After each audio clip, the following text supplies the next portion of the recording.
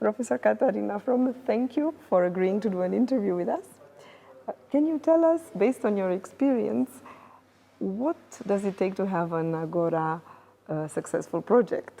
Yeah, that's an interesting question because actually it needs a lot of components to be put together. And I think the first of it, what it needs is a motivated team, to have people which are dedicated, which are enthusiastic about what they do, and that they also want to transmit this to the big public. And then it needs a great location. If you want to do, let's say, a one-day event, that was indeed the case in my project.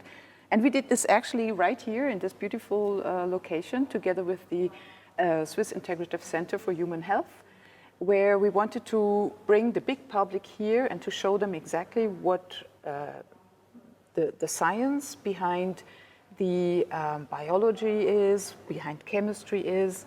And so what we did, we had a team of people where we did experiments, shows to the big public, which is always a great success if you have kids, for instance. That's one point.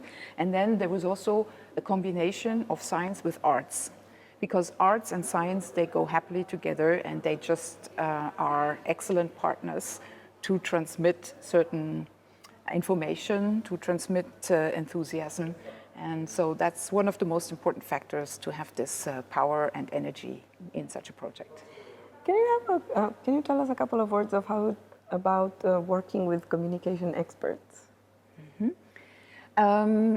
We actually sought contact with people from a communication museum, so where they are really experts, because we wanted to learn more. Of course, we have to transmit our knowledge at the university, speaking to students, but that's very much different than speaking to the big public. So I think it is important to learn some tricks, how to better communicate with the big public and how to simplify science in such a way that it doesn't become wrong. It's still correct what we're saying, but we simplify such that, anyone can understand it.